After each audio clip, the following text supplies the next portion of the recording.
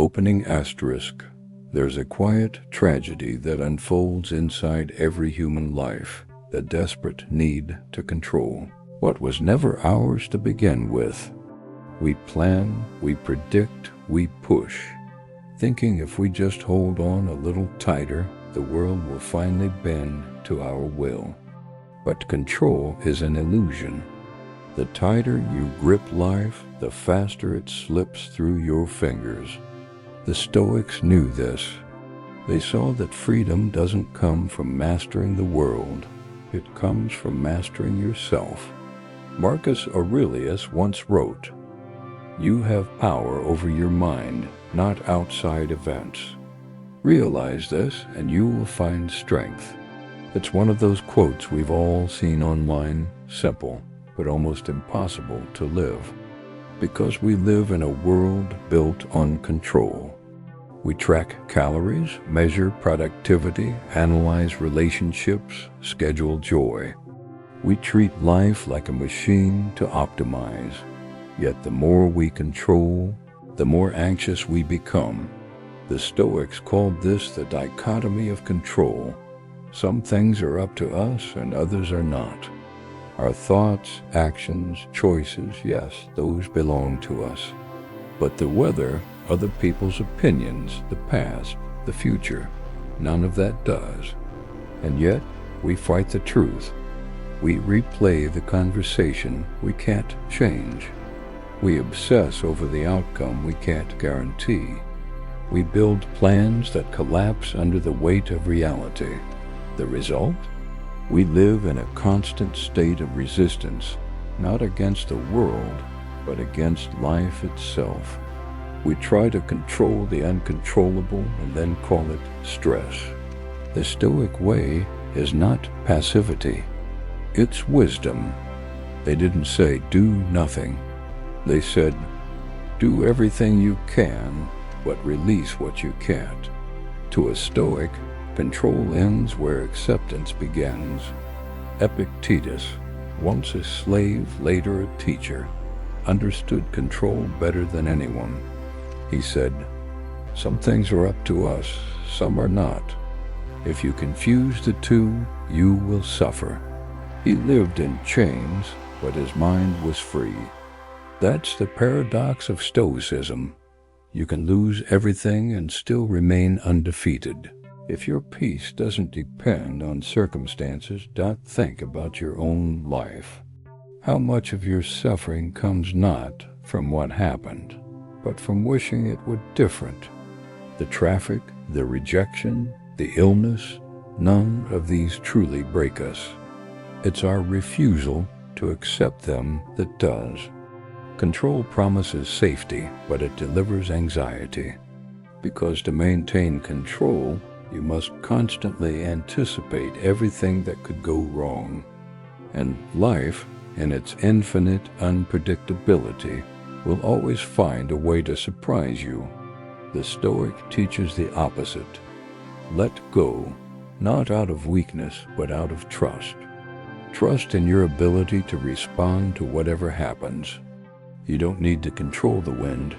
You only need to adjust your sails. Seneca said it best. We suffer more in imagination than in reality. When we stop fighting life, we realize how much peace was available all along. Imagine a river. You can stand in it, resist the current, and exhaust yourself, or you can float and let it carry you forward. Life is that river. The Stoic doesn't drown in uncertainty. He learns to swim with it. Control is often fear in disguise. The fear of being powerless, the fear of pain, the fear of loss. But Stoicism teaches that loss is not the enemy. Attachment is. When you let go of the need for control, you begin to experience something deeper, freedom. Not freedom from pain, but freedom within it. In today's world, control is marketed as empowerment. Take charge of your destiny, dominate your field, manifest your reality. But control and power are not the same.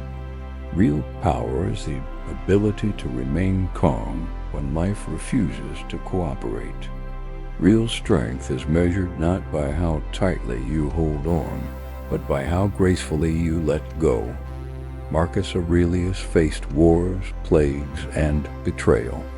Yet his diary, Meditations, is not filled with anger or complaint. It's filled with self-reminders to stay calm, to focus only on what's within his control, to accept everything else as part of nature's plan. Control addicts live in constant tension. They micromanage their partners, their careers, their image. They call it discipline, but underneath it's fear. Because when your peace depends on control, peace is always temporary. Stoicism invites us to shift from control to influence. You cannot control whether someone loves you, but you can control how you love. You cannot control the weather, but you can control how you prepare for it. You cannot control death, but you can control how you live before it comes. That's not weakness. That's wisdom. Letting go doesn't mean giving up. It means accepting that outcomes belong to fate, not to you. You act with intention, not attachment. You play your part fully, but you don't demand a certain ending. The Stoics called this amor fati, love of fate. It's not resignation. It's alignment. When you love fate, even misfortune becomes meaningful. Even chaos feels like part of the plan. To modern ears, that sounds radical, maybe even naive. But look closely. What has fighting reality ever done for you? Did it fix anything or just exhaust your soul? Peace doesn't come from winning the battle of control. It comes from realizing there was never a battle to win. The storm outside you is real, but it only becomes chaos when it enters your mind. The Stoic builds walls not around life but within, walls of understanding, discipline, and serenity. So when life falls apart, you don't fall apart with it. You breathe. You observe. You respond. You accept the world as it is and act as you must. That's the highest form of control, self-control. Closing control is an illusion, but freedom is not. When you stop trying to own the world, you begin to own yourself.